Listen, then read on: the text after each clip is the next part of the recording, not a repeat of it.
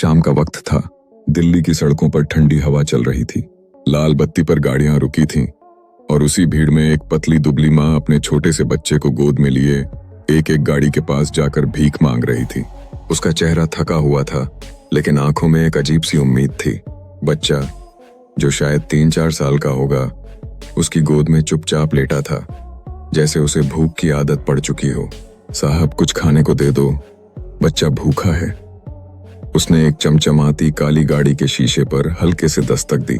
गाड़ी का शीशा नीचे उतरा और उसमें बैठा एक शख्स बाहर झांका, सूट बूट में, चेहरे पर महंगी घड़ी और आंखों पर काला चश्मा।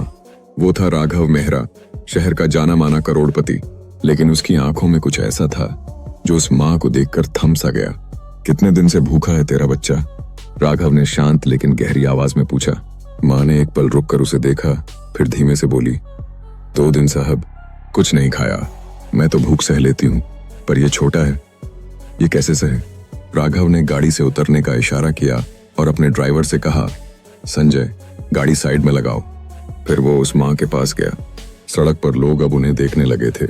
कुछ लोग फुसफुसा रहे थे, अरे ये तो राघव मेहरा है, इतना बड़ा आदमी यहाँ क्या कर रहा है? नाम क्या है तेरा? लक्ष्मी, उसने हकलाते हुए कहा। और इस बच्चे का? रमेश, लक्ष्मी ने जवाब दिया, बच्चे को और कसकर पकड़ते हुए। राघव ने एक गहरी सांस ली और बोला, लक्ष्मी, तू और तेरा बच्चा मेरे साथ चल। आज रात तुम दोनों मेरे घर खाना खाओगे। लक्ष्मी की आंखें चौंक गईं। उसने एक पल राघव को देखा, जैसे उसे यकीन न हो रहा हो। साहब, आप मजाक तो नहीं कर रहे? मजाक नहीं लक्ष्मी, मैंने जो कहा वो सच है। चल, गाड़ी में बैठ, राघव ने हल्की मुस्कान के साथ कहा। लक्ष्मी अभी भी हिचक रही थी। उसका मन डर रहा था। आखिर वो एक अनजान आदमी के साथ कैसे चले? लेकिन बच्चे की भूख ने उसे हिम्मत दी। उसने धीरे से सिर हिलाया और गाड़ी में बैठ गई। रमेश उसकी गोद में चुपचाप लेटा रहा। राघव का घर किसी महल से कम नहीं था। बंगला इतना बड़ा कि लक्ष्मी की आंखें फटी रह गईं। चारों तरफ चमक दमक, बड़े बड़े लैंप और नौकर चाकर। राघव ने लक्ष्मी को ड्राइंग रूम में बिठाया और अपनी नौकरानी को बुलाया। कविता, इनके लिए खाना तैयार करो, कुछ गरम गरम पराठे, सब्जी, दाल और हाँ, बच्चे के लिए दूध भी। लक्ष्मी ने शर्मिंदगी से सिर झुका लिया। साहब, इतना कुछ नहीं चाहिए, बस 2 रोटी दे दो, काफी है, राघव ने उसकी बात काटते हुए कहा। लक्ष्मी, आज मेरे घर में मेहमान तू है, मेहमान को भूखा नहीं रखते। थोड़ी देर बाद खाना मेज पर लगा था। लक्ष्मी ने रमेश को गोद में बिठाकर उसे पराठे खिलाए। बच्चे की आंखों में चमक थी, जैसे उसे महीनों बाद ऐसा खाना मिला हो। लक्ष्मी खुद भी धीरे धीरे खा रही थी, लेकिन उसकी आंखें बार बार राघव की तरफ जा रही थीं। उसे समझ नहीं आ रहा था कि यह आदमी इतना अच्छा क्यों है। खाना खाने के बाद राघव ने लक्ष्मी से पूछा, बता लक्ष्मी, तू यहाँ सड़क पर कैसे पहुंची? कोई तो वजह होगी। लक्ष्मी ने एक लंबी सांस ली। उसकी आंखें नम हो गईं। साहब, मेरी कहानी सुनकर आपको क्या फायदा? बस इतना जान लो कि जिंदगी ने मेरे साथ अच्छा नहीं किया। मेरे पति थे, लेकिन वो शराब पीकर मुझे और रमेश को मारते थे। एक दिन मैंने हिम्मत करके घर छोड़ दिया, तब से सड़क ही मेरा घर है। राघव ने गहरी सांस ली। उसका चेहरा गंभीर हो गया। और तूने कभी कोशिश की कि कोई काम कर ले, कुछ ऐसा जिससे तुझे और रमेश को 2 वक्त की रोटी मिले? लक्ष्मी ने सिर झुका लिया। साहब, कोशिश तो बहुत की, लेकिन कोई भरोसा नहीं करता, न पढ़ाई लिखाई न कोई हुनर। लोग कहते हैं जा भीख मांग, तो बस वही करती हूँ। राघव चुप रहा। उसकी आंखों में कुछ चल रहा था। फिर उसने कहा, लक्ष्मी, अगर मैं तुझे एक मौका दूं तो तू मेहनत करेगी? लक्ष्मी ने चौंक कर उसे देखा। मौका? साहब, आपका मतलब? मेरे ऑफिस में कुछ छोटे मोटे काम हैं, जैसे चाय बनाना, ऑफिस की साफ सफाई। तू कर सकती है? लक्ष्मी की आंखें चमक उठी, लेकिन फिर डर ने उस चमक को दबा दिया। साहब, मैं तो अनपढ़ हूँ, क्या मैं ऐसा काम कर पाऊंगी? कर पाएगी, राघव ने मुस्कुराते हुए कहा। बस दिल में हिम्मत चाहिए। और हाँ, रमेश को भी स्कूल में दाखिला दिलवाएंगे। तू चाहेगी तो मैं उसकी पढ़ाई का खर्च उठा लूंगा। लक्ष्मी की आंखों में आंसू आ गए। उसने रमेश को सीने से लगा लिया और बोली, साहब, आप मेरे लिए भगवान बनकर आए हैं। मैं मेहनत करूंगी, बस मेरे बच्चे को अच्छी जिंदगी मिल जाए। लेकिन हर कहानी में एक विलेन होता है, और यहाँ भी था। राघव का छोटा भाई विक्रम मेहरा। विक्रम को राघव की यह दयालुता बिल्कुल पसंद नहीं थी। वो अपने भाई की दौलत का हिस्सा चाहता था और उसे लगता था कि राघव अपनी कमाई को बेकार की जगहों पर खर्च करता है।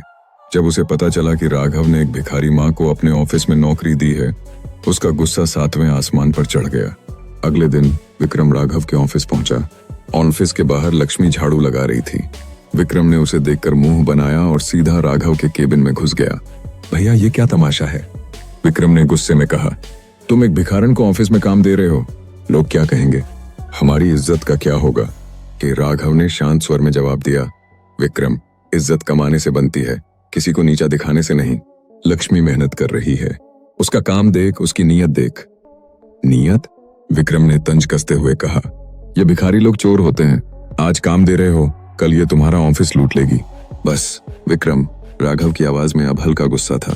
तू अपनी हद में रह, मैंने फैसला कर लिया है, लक्ष्मी यहाँ काम करेगी।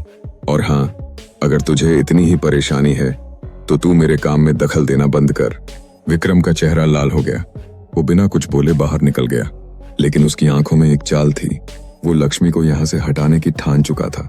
अगले कुछ हफ्तों में लक्ष्मी ने ऑफिस में मेहनत से काम शुरू किया। वो सुबह जल्दी आती, ऑफिस की साफ सफाई करती, चाय बनाती और हर काम को पूरी ईमानदारी से करती।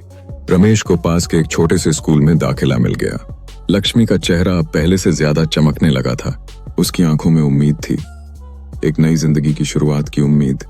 लेकिन विक्रम ने हार नहीं मानी। उसने ऑफिस के कुछ कर्मचारियों को अपने साथ मिलाया और लक्ष्मी के खिलाफ अफवाहें फैलानी शुरू की।